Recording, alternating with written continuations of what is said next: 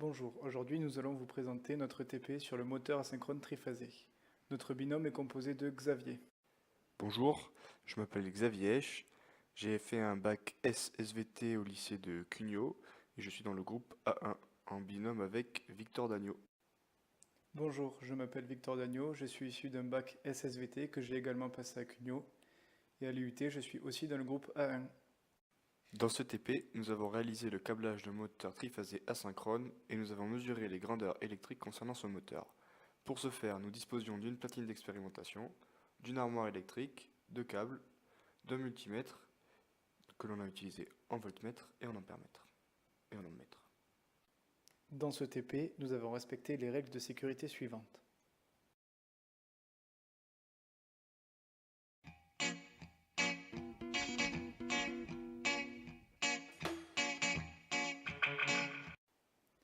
Tout d'abord, analysons la plaque signalétique du moteur.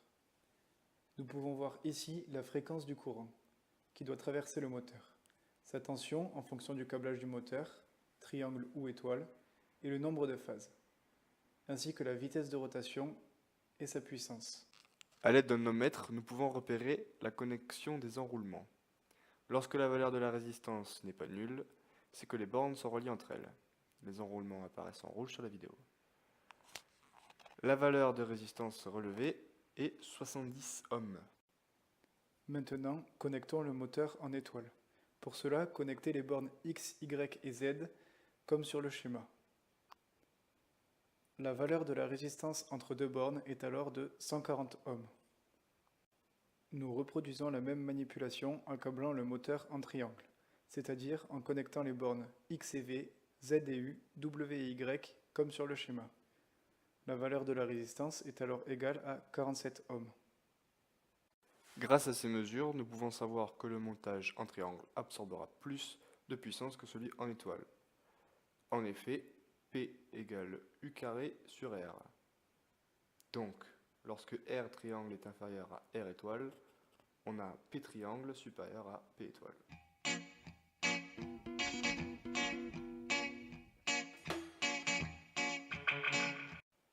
Nous allons maintenant mesurer la tension entre une phase et le neutre et entre deux phases.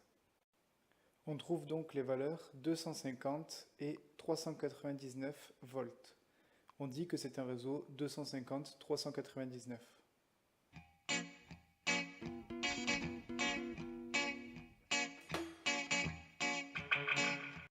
Passons au câblage du moteur. L'armoire électrique ferme le contact KM1 quand on appuie sur le bouton avant et le contacteur KM2 quand on appuie sur le bouton arrière. De plus, lorsqu'au moins deux des trois phases sont permutées, cela change le sens de rotation du moteur.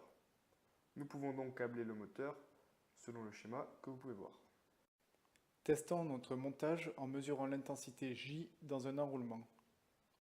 On sait que l'intensité J des enroulements en triangle est racine de 3 fois plus grande que l'intensité I dans les enroulements en étoile. De plus, on sait que U égale RI, donc on peut classer les montages suivants par ordre croissant d'intensité. On remarque alors que l'on peut tous les réaliser sauf le montage en triangle sur le réseau 380-660, car 1,34 A est supérieur à l'intensité maximum du moteur qui est de 1,2 A.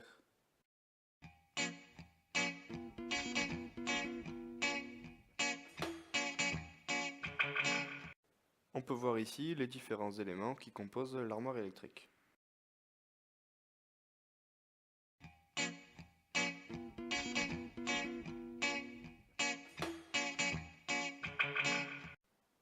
Ce schéma normalisé montre les différentes fonctions. En noir la marche avant, en bleu la marche arrière, en vert le mode étoile et en rouge le mode triangle. Voici maintenant le schéma de câblage de la partie puissance pour que le moteur démarre en étoile puis passe en triangle. Cela sert à limiter la puissance au démarrage et donc l'appel de courant.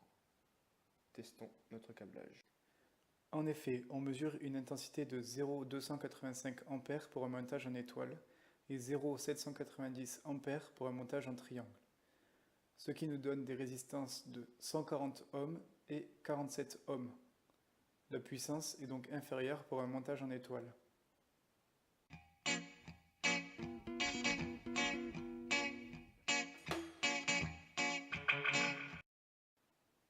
on sait que la vitesse de rotation du moteur est de 920 tours par minute et qu'il y a 3 paires de pôles. On peut donc calculer le glissement G de la manière suivante.